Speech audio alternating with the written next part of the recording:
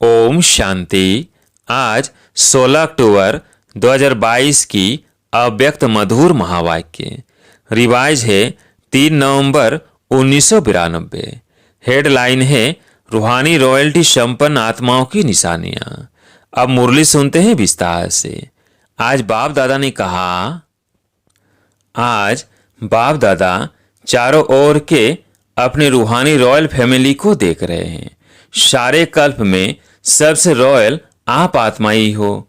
वैसे हद के राज्य अधिकारी रॉयल फैमिली बहुत गाए हुए हैं, लेकिन रूहानी रॉयल फैमिली सिर्फ आप ही गाए हुए हो। आप रॉयल फैमिली की आत्माएं आदि काल में भी और अनादि काल में भी और वर्तमान संगम युग में भी रूहानी रॉयल्टी वाली हो। अनादि काल स्वीट होम में भी आप विशेष आत्माओं की रूहानियत की झलक चमक सर्व आत्माओं से श्रेष्ठ है। आत्माएं सभी चमकती हुई ज्योति स्वरूप है, फिर भी आपकी रूहानी रॉयल्टी की चमक अलौकिक है। जैसे साकारी दुनिया में आकाश के बीच सितारे सब चमकते हुए दिखाई देते हैं, लेकिन कोई विशेष चमकने वाले सितारे स्वतः ही अपनी तरफ आकर्षित करते हैं। लाइट होते हुए भी उनों की लाइट विशेष चमकती हुई दिखाई देती है। ऐसे अनादि काल परम धाम में भी आप रूहानी सितारों की चमक अर्थात रूहानी रॉयल्टी की झलक विशेष अनुभव होती है। इसी प्रकार आदिकाल सतयुग अर्थात स्वर्ग में आप आत्माएं विश्व राजन की रॉयल फैमिली के अधिकारी बनते हो। हर एक राजा की रॉयल फैमिली होती है, लेकिन आप आत्माओं की रॉयल फैमिली की रॉयल्टी व देव आत्मा की रॉयल्टी सारे कल्प में और किसी रॉयल फैमिली की हो नहीं सकती। इतनी श्रेष्ठ रॉयल्टी चैतन्य स्वरूप में प्राप्त की है। इतनी श्रेष्ठ रॉयल्टी चैतन्य स्वरूप में प्राप्त की है जो आपके जड़ चित्रों की भी कितनी रॉयल्टी से पूजा होती है। सारे कल्प के अंदर रॉयल्टी की विधि प्रमाण और कोई भी धर्म पिता धर्मात्मा या महान आत्मा की ऐसे पूजा नहीं होती। तो सोचो, जब जड़ चित्रों में भी रॉयल्टी की पूजा है तो चैतन्य में कितने रॉयल फैमिली के बनते हो। तो इतने रॉयल हो व बन रहे हो। अभी संगम पर भी रूहानी रॉयल्टी अर्थात फरिश्ता स्वरूप बनते हो। रूहानी बाप की रूहानी रॉयल फैमिली बनते हो। तो अनादि काल आदि काल और संगम योगी काल तीनों काल में नंबर 1 रॉयल बनते हो। ये नशा रहता है कि हम तीनों काल में भी रूहानी रॉयल्टी वाली आत्माएं हैं। इस रूहानी रॉयल्टी का फाउंडेशन क्या है? संपूर्ण प्योरिटी। संपूर्ण प्योरिटी ही रॉयल्टी है। तो अपने से पूछो कि रूहानी रॉयल्टी की झलक आपके रूप से सबका अनुभव होती है। रूहानी रॉयल्टी की फलक हर चरित्र से अनुभव होती है। लौकिक दुनिया में भी अल्पकाल की रॉयल्टी न जानते हुए भी चेहरे से चलन से अनुभव होती है।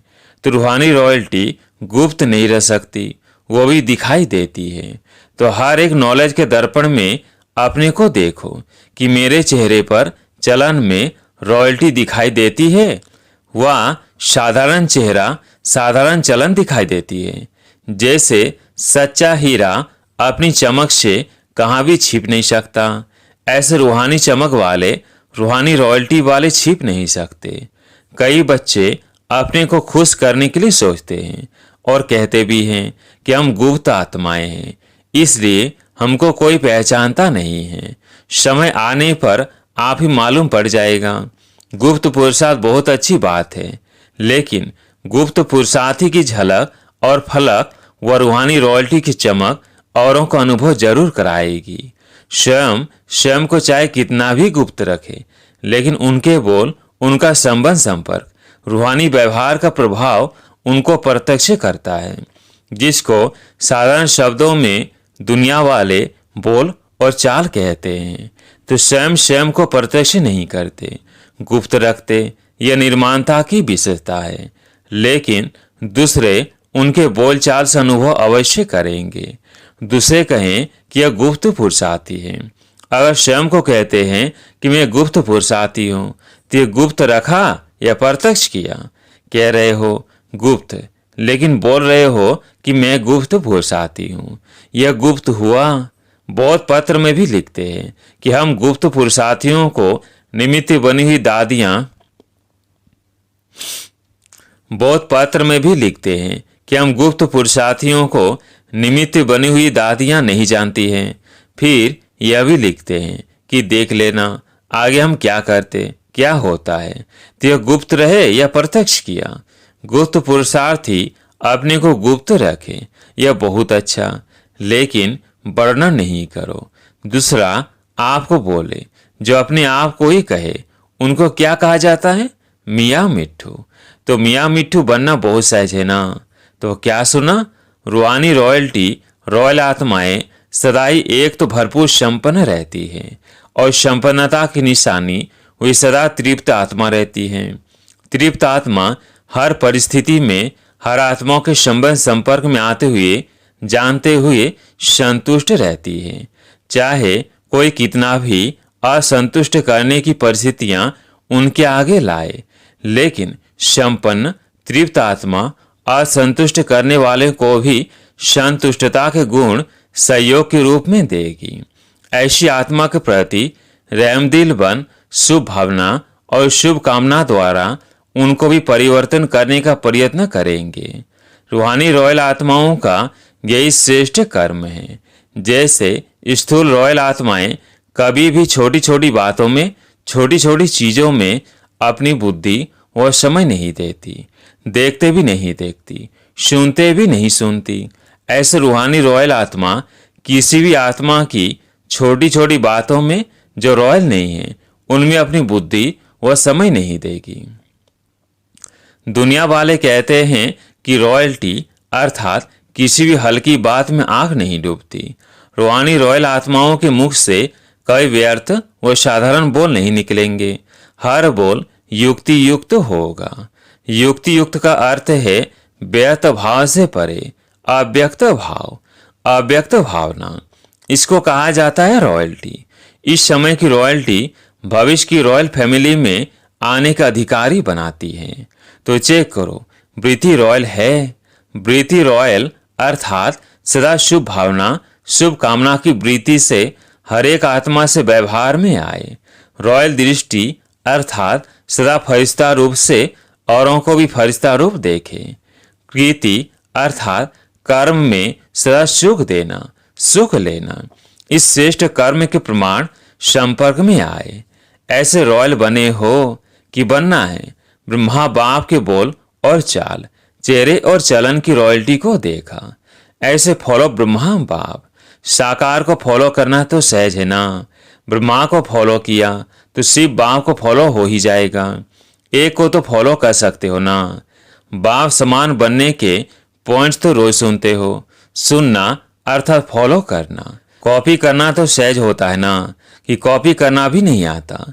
बाप दादा आज मुस्कुरा रहे थे कि मधुवन में आते हैं तो विशेष गुरुवार के दिन क्या करते हैं? एक तो भोग लगाते हैं और क्या करते हैं जो सिर्फ मधुवन में ही करते हैं। जीते जी मरने का भोग आप सब ने जीते जी मरने का भोग लगा लिया है।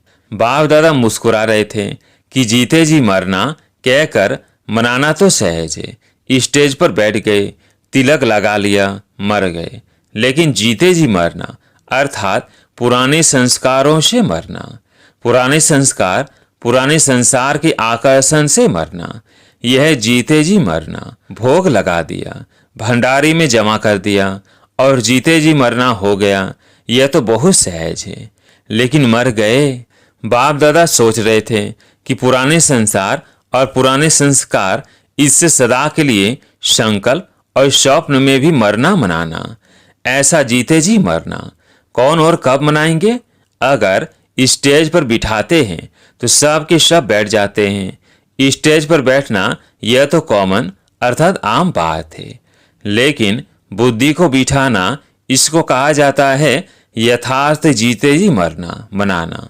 जब मर गए, मरना अर्थात परिवर्तन होना, तो ऐसा जीते जी मरना।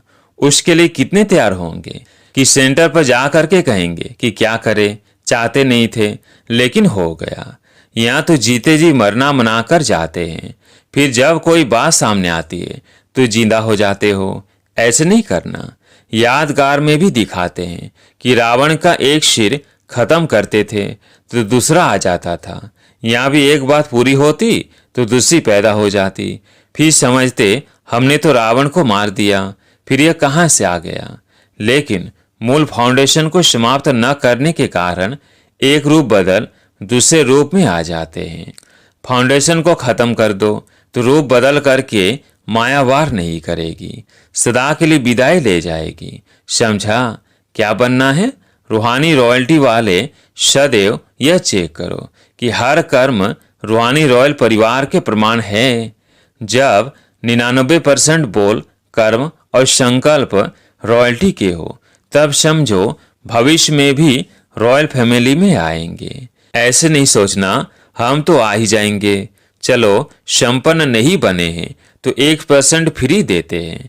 लेकिन 99% रॉयल्टी के संस्कार, बोल और संकल्प नेचुरल होने चाहिए। बार बार युद्ध नहीं करनी पड़े, नेचुरल संस्कार हो जाए।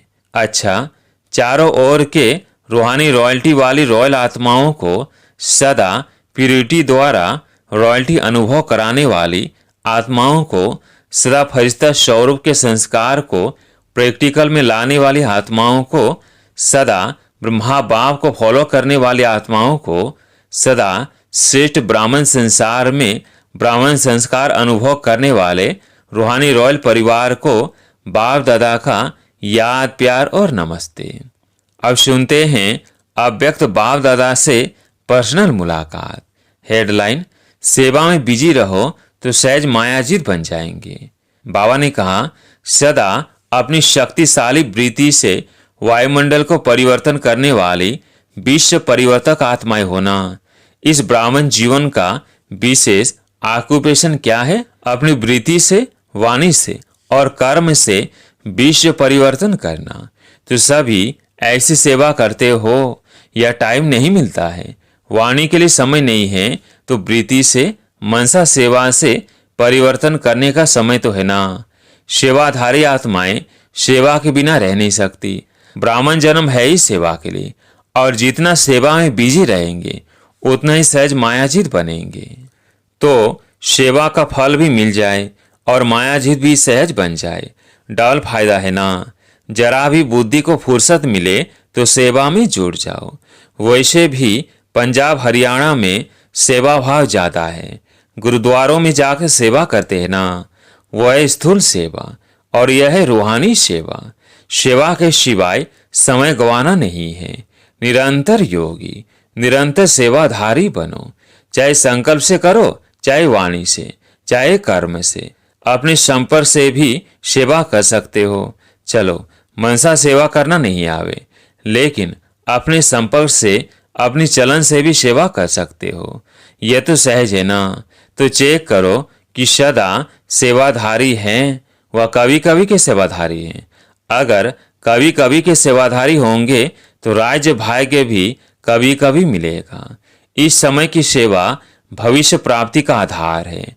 कभी भी कोई यह बहाना नहीं दे सकते कि चाहते थे लेकिन समय नहीं है। कोई कहते हैं शरीर नहीं चलता है, टांगे नहीं चलती है, क्या करे। कोई कहते हैं कमर नहीं चलती, कोई कहते हैं टांगे नहीं चलती, लेकिन बुद्धि तो चलती है ना। तो बुद्धि द्वारा सेवा करो। आराम से पलंग पर बैठकर सेवा करो। अगर कमर टेढ़ी है तो लेट जाओ, लेकिन सेवा में बिजी रहो। बिजी रहना ही सहज पुरुषार्थ है। मेहनत नहीं करनी पड़ेगी। बार बार माया आवे और भगाओ तो मेहनत होती है, युद्ध होती है। बिजी रहने वाले युद्ध से छूट जाते हैं। बिजी रहेंगे तो माया की हिम्मत नहीं होगी आने की। और जितना अपने को बिजी रखेंगे उतना ही आपकी वृत्ति से वायुमंडल परिवर्तन होता रहेगा। कोई ब्राह्मण आत्मा यह नहीं सोच सकती कि क्या करे, वायुमंडल बहुत खराब है। खराब है तब तो परिवर्तन करते हो, खराब ही नहीं होगा तो क्या करेंगे। अच्छे को बदलेंगे क्या। तो विश्व परिवर्तन का काम है बुरे को अच्छा बनाना। तो बुरा तो होगा ही, बुरे को अच्छा बनाने वाले आप हो। विश्व परिवर्तन का कार्य किया है तब तो अब तक भी आपका गायन है। शक्तियों के गायन में आपकी कितनी महिमा करते हैं। तो अपनी महिमा सुनते हुए खुशी होती है ना। अच्छा, आज प्यारे मीठे बाबा का वरदान, सेवा का प्रत्यक्ष फल खाते एवर हेल्दी, वेल्दी और हैप्पी रहने वाले सदा खुशहाल भव। सेवा का प्रत्यक्ष फल खाते एवर हेल्दी, वेल्दी और हैप्पी रहने वाले सदा खुशहाल भव। जैसे साकार दुनिया में कहते हैं कि ताजा फल खाओ तो तंदुरुस्त रहेंगे। हेल्दी रहने का साधन फल बताते हैं, और आप बच्चे तो हर सेकंड प्रत्यक्ष फल खाने वाले हो। इसलिए यदि आपसे कोई पूछे कि आपका हाल चाल क्या है, तो बोलो हाल है खुशहाल और चाल है फरिश्तों की। हम हेल्दी भी हैं, वेल्दी भी हैं, तो हैप्पी भी हैं। ब्राह्मण कभी उदास हो नहीं सकते। आज के स्लोगन है, पवित्र आत्मा ही स्वच्छता और सत्यता का दर्पण है। पवित्र आत्मा ही स्वच्छता और सत्यता का दर्पण है। आज विशेष एक सूचना है, आज मास का तीसरा रविवार है। साय 6:30 7:30 बजे तक सभी भाई बहनें एक ही शुद्ध संकल्प परिवर्तन का लेते हुए विश्व परिवर्तन के महान कार्य में सहयोगी बने। अनुभव करें कि बाप दादा के मस्तक से शक्तिशाली किरणें निकलकर मेरी भ्रीकुटी पर आ रही है, और वही किरणें मेरे द्वारा अपने निजी संस्कारों का परिवर्तन करते हुए संसार परिवर्तन का कार्य कर रही है। अच्छा, ओम शांति।